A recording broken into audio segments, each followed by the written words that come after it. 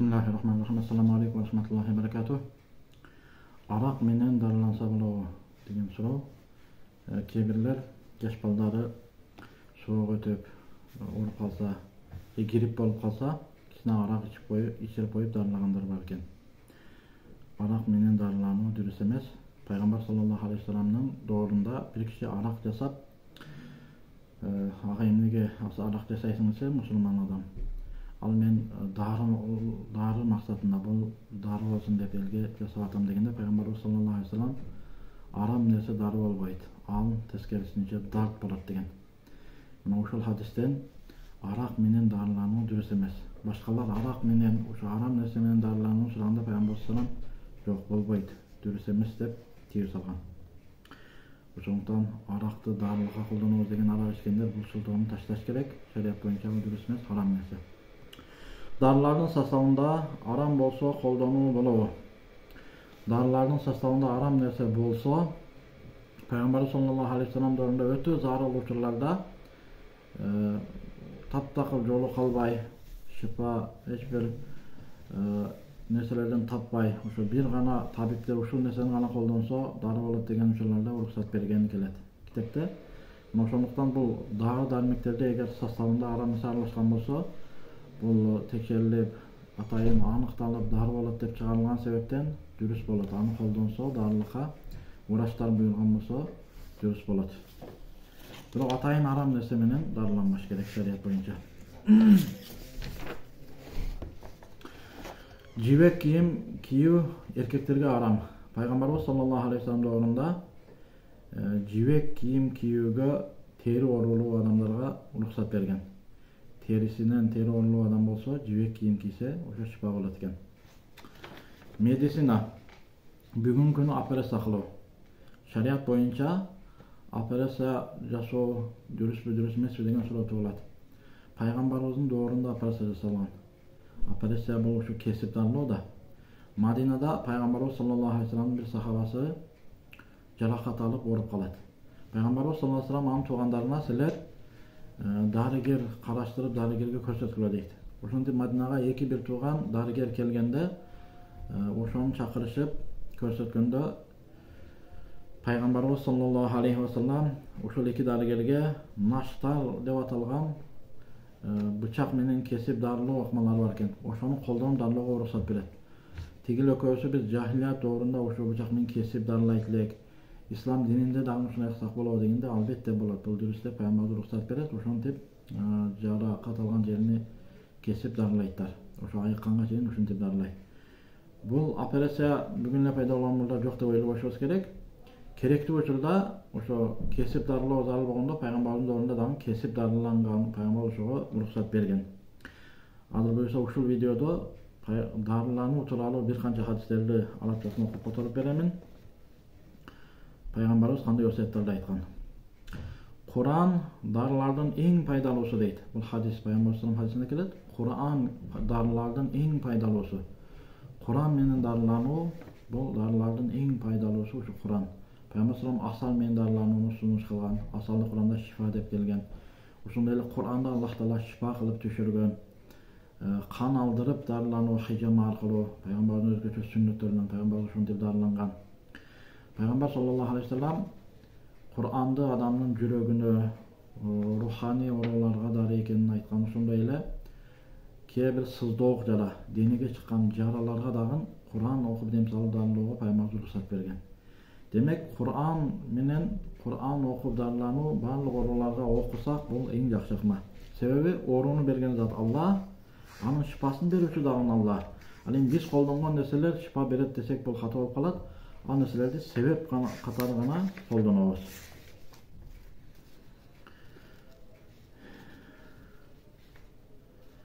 Дарылануу тууралуу элибизде жакшы сөздөр бар. Дартты жөн койсоң жайылат, дарыласаң айыгат дейт. Ооруган адам ооруну жөн койбош керек. Бул шариятка да ылайык келбейт. Дартты жөн койсоң жайылып кетет, оору күчөп кетет, түйүп алып өлүмгө алып барышы мүмкүн. Дарыласаң айыгат, аны дарылаш керек. Пайгамбарыбыз дарылангыла деп буйрук түрүндө хадисинде осуяты бар. Дары чөптөн, акыл көптөн. Дары негизи чөптөн алынат экен. çöp darılar пайдалуураак болот. Tattуу söz жүрөккө дары, ачуу söz жыландын зары деген сөз бар. Tattуу söz. Tattуу söz эң сонун дарылардан болот. Ошо өзгөчө дарылаган адамдар, дем салган адамдар, врачтар tattуу söz, жакшы сөз менен tez айыгылып кетүүсүнө себеп болот адамдын оорулуунан. Кээ бир оорулуу адамдар оорусу кандай болбосун аны эгер врачтар бул ооруң айыкпайт экен, ошолордон өлөсүң десе, ошол оорусу күчөп кетет анык. Катуу оорукчан болуп калат ошол адам. Ал эми катуу ооруп аткан адамдын дагы болду же ушул нерсе менен сен айыгып кетесиң деп ага үмүт берсе, батыраак айыгып кетүүсүнө себеп болот. Себеби ыхлас дагы тез айыгууга чоң таасирин берет. Тилинген жара айыгат, тил жарасы айыкпайт дейт Кыргызда. Тилинген жаралардын баары айыгат экен, тил жарасынын айыгуусу кыйын. Пайгамбарыбыз саллаллаху алейхи вассаламдын медицинасы деген бул хадистердин негизиндеги ислам деген 7 бөлүктөн турган китептин 7-бөлүгүндө Пайгамбарыбыз саллаллаху дарылоо ыкмалар тууралуу бөлүнчө тема келген. Мына ушунда Абу Хурайра радиаллаху анху айткан Пайгамбарыбыздын хадиси келет. Эң биринчи хадис: "Кала ма анзалаллаху даан илля анзала лаху шифаан." Аллах Таала кайсыл ооруну түшүрбөсүн, анын шифасын кошуп түшүргөн дейт. Ооруну берген зат Аллах Таала экен. Аллах Таала кандай оору бербесин, анын шифасын дүйнө жүзүнө себеби шифа боло турган себебин дагы койгон. Аллах Таала оору берүүчү, шифасын берүүчү дагы Аллах Таала, бирок ошо шифасынын себебине. Бул дүйнө себептерден куралган. Шифа боло турган ар бир оорунун себеби бар. Башка бир хадисте Усама бин Шарик радиаллаху анху айтат: "Қалатил а'рабу я Расулаллах." Айылдык элдер келип Пайгамбарымыздан Аллахтын элчиси: "Ала натадава, биз дарыланалыбы?" дегенде Пайгамбар салам: "Наам, ооба дарылангыла, о Аллахтын пенделери. Тадавау фа инналлаха лам ядъ даан илля вадъа лаху шифаан." Аллах Таала кандай бир оору пендеге койбосун, анын шифасын дагы пайда кылган. Бирок бир гана оорунун шифасы жок деп айткан. Ошо суроо берген дарыланалыбы деген адамдар таң калып, Аллахтын элчиси: "Ал кандай оору экен, дарысы жок оору?" дегенде Пайгамбар карылык деген. Хадисте өлүм деп келет. Карылыктын түбү өлүм болот. Карылыктын жашартуу дарысы жок, ошондой эле өлүмдөн сактап калуучу дары жок. Андан башка оорулардын баарынын дарысы бар. Абу Дарда радиаллаху анху айткан, Пайгамбар салам айтты: "Инналлаха анзала да'a ва дава." Аллах Таала ооруну дагы, дарысын дагы түшүргөн. Ва жа'ала ликулли да'ин дава. Ар бир ооруга Аллах Таала давасын, шифасын пайда кылган. Фатадавау, ошондуктан силер дарылангыла. Вала татадавау би харам. Бирок арам нерсе менен дарыланбагыла. Эч качан арам нерсе менен дарыланбаңыз. Иттин эти союп жесең дары болот экен деп кээ бирлер колдонгондор бар. Арам нерсени антип колдонуп дарыланбаңыз. Жыланды союп жеп дарыланабыз дегендер бар. Арам нерсени антип дарыланбаңыз. Бирөөлөр арам нерселерге буйруп ушул эти арам болгон нерселердин этин жесең дары болот экен деп буйругандар бар. Андай буйруктарга ишенбеңиз, көңүл бурбаңыз. Арам менен Пайгамбарыбыз дарыланбагыла деп буйруду, ошо амал кылалы. Бирок врачтар дарыны айтканда, ошо дарынын составы толук арам эмес, арам нерселерден эмес, ал чөптөн болот көбү. Составында анча-мынча бирдикелер аралаш болушу мүмкүн. Бирок ошо дарылар, врачтар буйруган дарыларды колдонуу шариятыбызда уруксат. Жабир радиаллаху анху айтат, Пайгамбар саллаллаху алейхи айтты: "Ликулли да'ин дава, ар бир оорунун дарысы бар. Фаида усиба даваудда."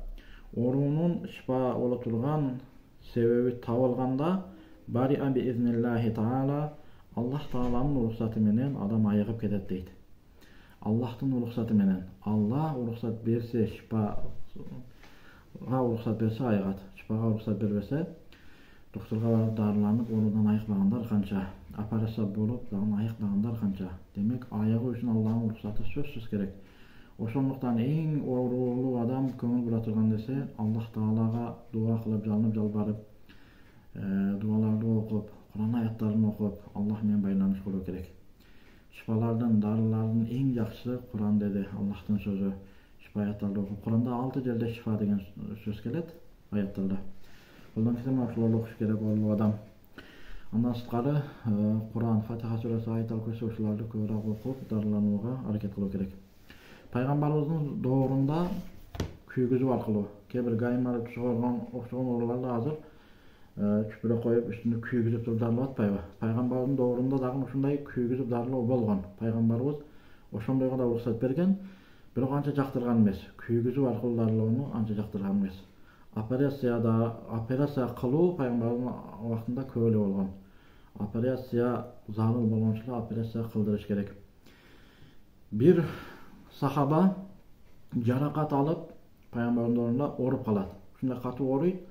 Анын жаракат болгон жерлерге суу тийбеш керек эле. Бирок ал уктап, түшүркөп, усул важип болуп калат. Усул важип болуп тургандан кийин жанындагылар агай усул важип болгон жугунбасаң болбойт, эми денең арам болуп калды дейт. Жанындагы билимсиздер ошо жугунушуң керек дегенде оорусуна карабай мен анда жугунайын деп жугунат, дагы суу жаракат жерлерине тийип, ошонун натыйжасында оорусу күчөп өлүп калат. Пайгамбарыбыз саллаллаху кабар жеткенде, пайгамбарыбыз ай силер аны өлтүрүп койдуңар. Силер аны өлтүрдүңөр деп абдан ачууланат. Адам катуу ооруган учурда караңыз, усул важип болуп калса дагы усул албаш керек эле. Ал усул алган ката кылды, усул алып жугунгула деп силер ката кылдыңар деп пайгамбарыбыз саллаллаху ошол нерсени туура эмес кылгандарын түшүндүргөн. Демек, дарылануу бул өтө зарыл. Пайгамбардын доорунда болгон, пайгамбарыбыздын сүннөтүндө болгон ооруларга дарылануу керек. Өзгөчө дарылануудагы эң сонун ыкма Куранга жакын болуш керек, дуаларга жакын болуш керек, Алланын сыпаттары менен дарыланууга аракет кылыш керек.